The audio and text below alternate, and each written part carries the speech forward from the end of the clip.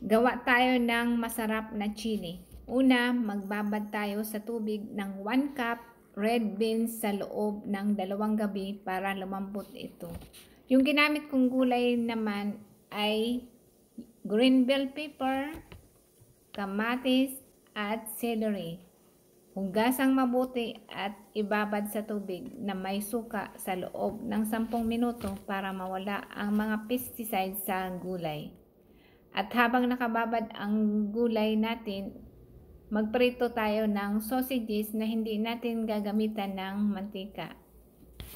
Lagyan lang ng tubig at tusukin ng tinidor para lumabas ang mantika.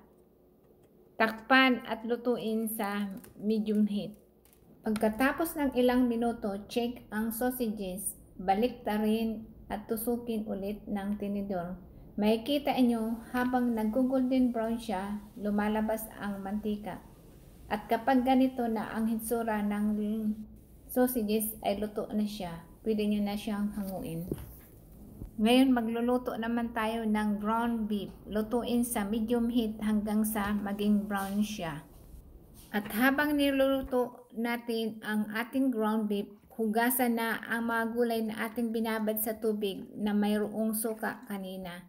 Sa ganitong paraan, nakakasiguro tayo na talagang malinis ang ating mga kakaining gulay kasi hindi naman natin ito tinanim. Alam naman natin na mayroong mga chemical ang nabibili sa grocery store. Ayan. Pagkatapos natin mahiwa yung ating bell pepper, gayatin lang ito ng maliliit. Yung parang cube siya. At saka ilagay natin sa separate na lalagyan. Ganon din ang celery. Hiwain din natin ng maliliit na cubes para kasing laki din nung sa bell pepper natin. Tapos maghiwa naman tayo ng sibuyas. Nasa inyo na kung gaano karami ang gusto nyong sibuyas. Pero yung ako, ito, mas gusto ko yung mas marami ang sibuyas sa paggigisa. Kasi, syempre, yan din ang nagpapasarap sa mga niluluto natin. At saka, maggayat ng 6 na butil ng garlic. Gayatin lang ng pino at saka ilagay sa separate na lalagyan kasama ng sibuyas. Maghiwa ng 2 kamatis. Pwede nyong tanggalin yung buto niya or nasa inyo kung tatanggalin nyo or hindi. Yung ground beef, kapag luto na, ganito na ang magiging itsura niya. Brown na siya. Tapos, ilipat na natin siya sa isang lalagyan. Tapos, yung ginamit nating pinaglutoan kanina ng karne, maglagay lang tayo ng mantika at saka ilagay na natin yung sibuyas at saka garlic.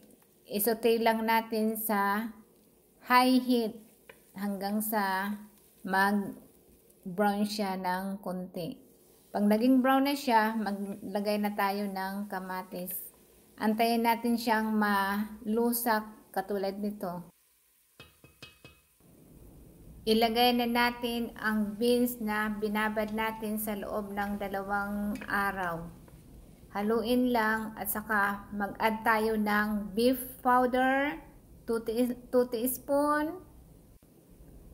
Mag-add din ng 1 teaspoon patis at saka ng black pepper. Mag-add din.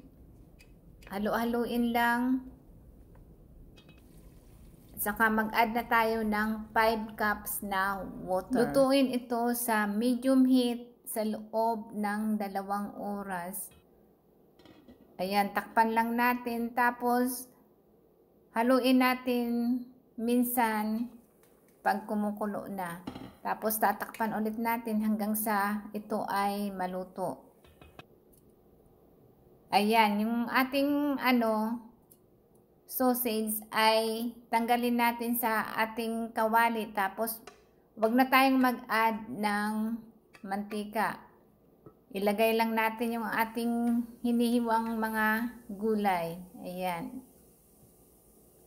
Tapos, ito na. Gayatin lang natin yung ating mga sausages ng mga cubes na maliliit.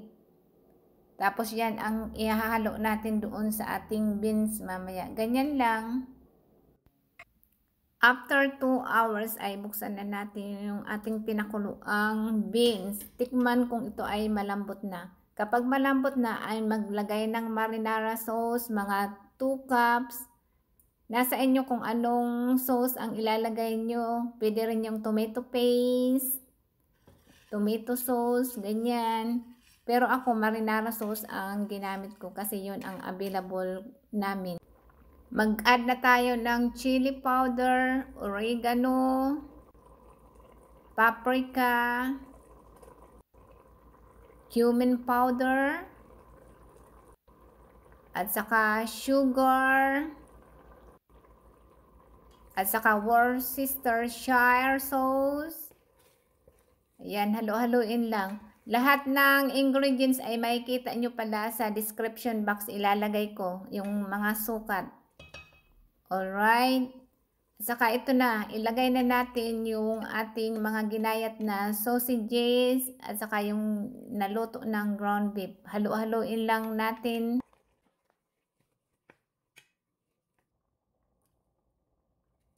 Saka ito yung chicken powder. Mag-add din tayo. Tamang-tama lang ang lasa niyan pag nalagyan nyo ng chicken powder. At saka, kung gusto nyo ng malapot, lagyan nyo lang ng water at saka cornstarch na hinalo. Kung ayaw nyo naman ng malapot ang sauce, huwag nyo nang lagyan. At saka, ito na nga, maglagay na tayo ng ating vegetable na naluto na. Halo-haloin lang. At saka, yung finished product, ito na. Pwede kayong mag-add ng shredded cheese at saka sour cream at saka yung jalapeno. Pwede nyo nang iserve.